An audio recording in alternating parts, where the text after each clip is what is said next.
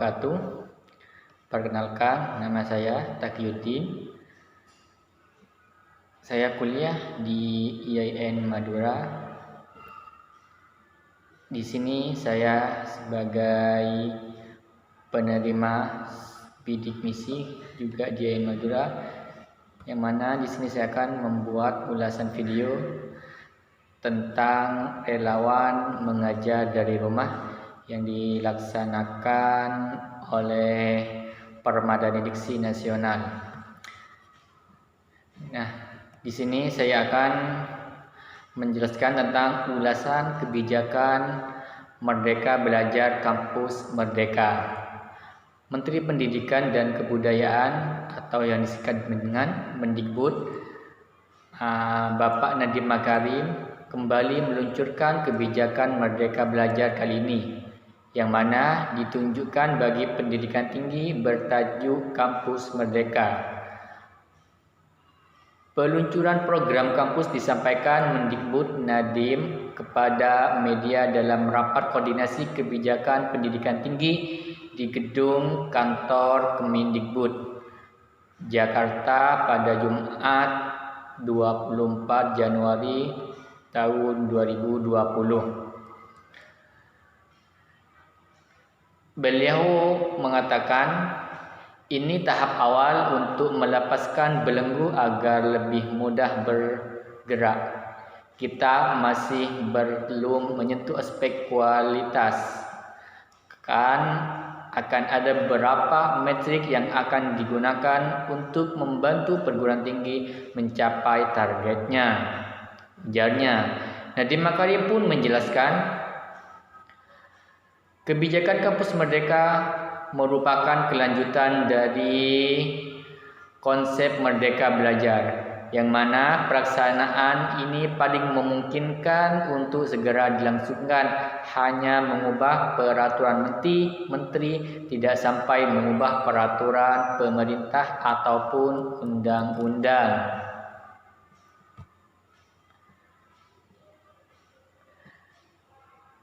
Nah, dalam rangka menyiapkan mahasiswa menghadapi perubahan sosial, budaya dunia kerja, dan kemajuan teknologi yang pesat, kompetensi mahasiswa harus disiapkan untuk lebih gayut dengan kebutuhan zaman. Link and match tidak saja dengan dunia industri dan dunia kerja, akan tetapi dengan masa depan yang berubah lebih cepat.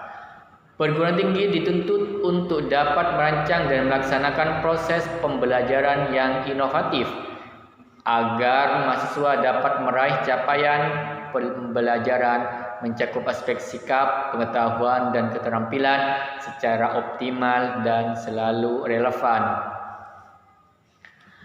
Adapun bentuk-bentuk kegiatan seperti halnya pertukaran belajar, magang atau praktek kerja, asistensi mengajar di satuan pendidikan, dan sebagainya.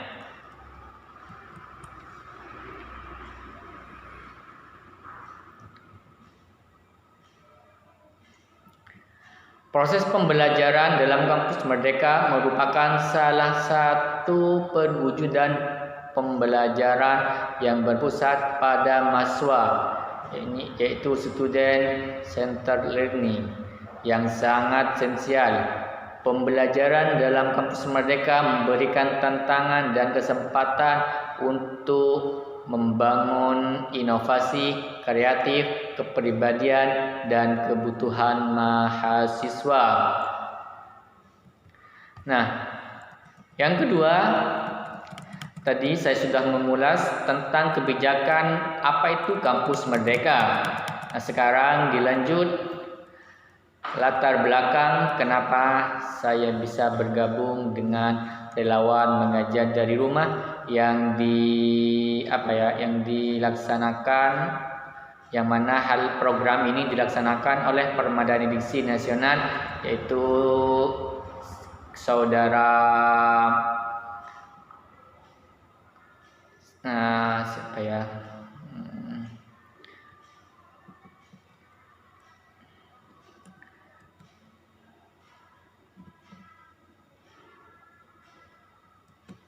Nah, latar belakang di sini kenapa saya bergabung, adanya pandemi COVID-19 memang mengubah seluruh pola kehidupan, baik dari pekerjaan maupun yang lainnya, terutama dalam masalah pembelajaran. Dengan adanya kondisi seperti ini, maka para insan bidik misi merasa terpanggil untuk membantu proses jalannya pembelajaran.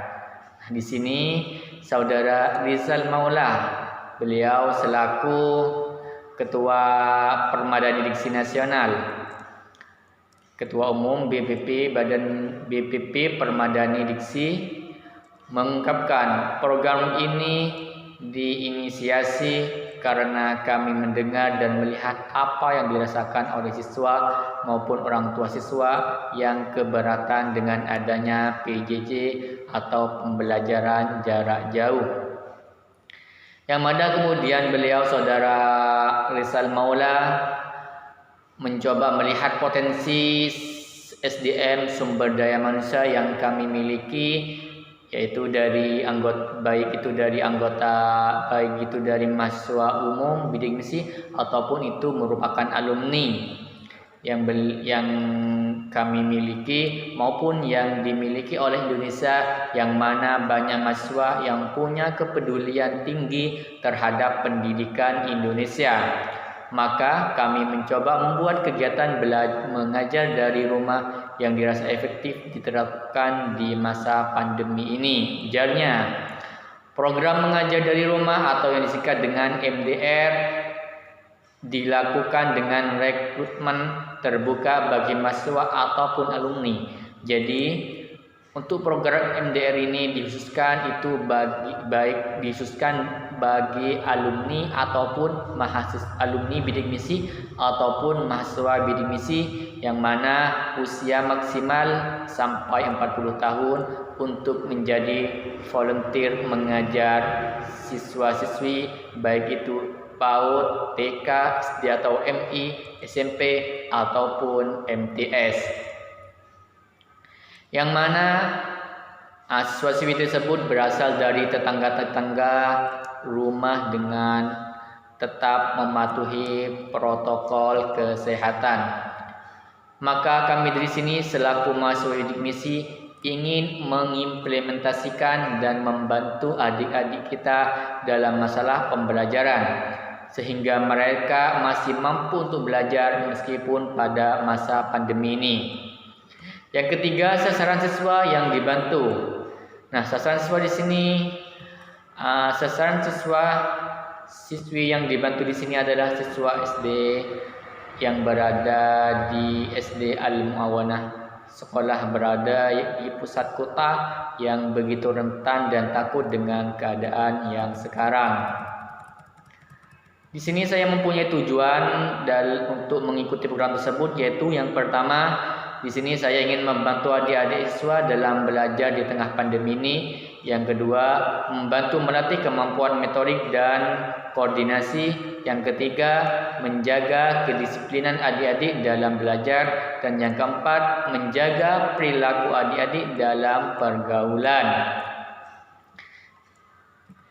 Nah, di sini ada ulasan materi yang saya ajarkan.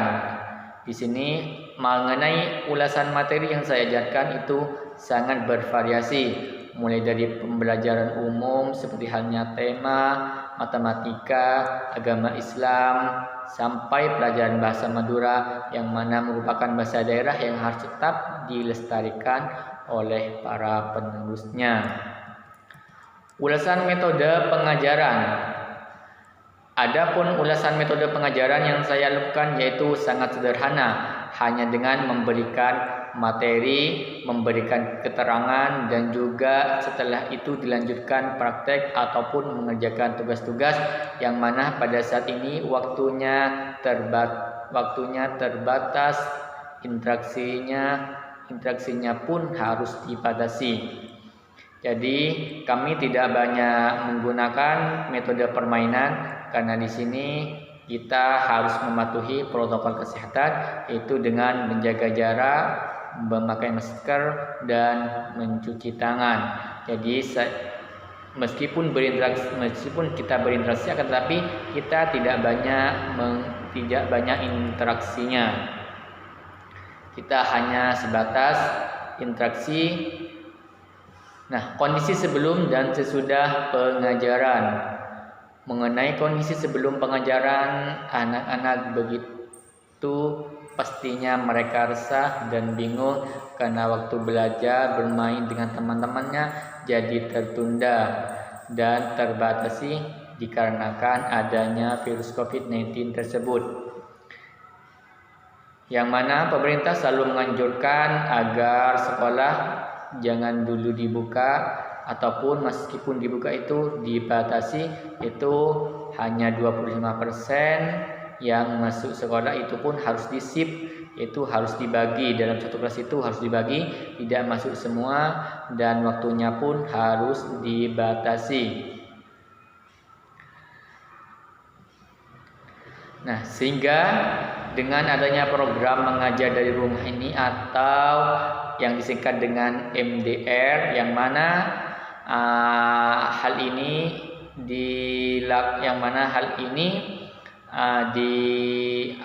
diikuti oleh sebagian mahasiswa bidik misi ataupun alumni bidik misi yang dilakukan secara yang mana hal ini juga ada pendaftarannya. Jadi tidak semua yang mendaftar itu diterima, tetapi hanya ada beberapa yang diterima.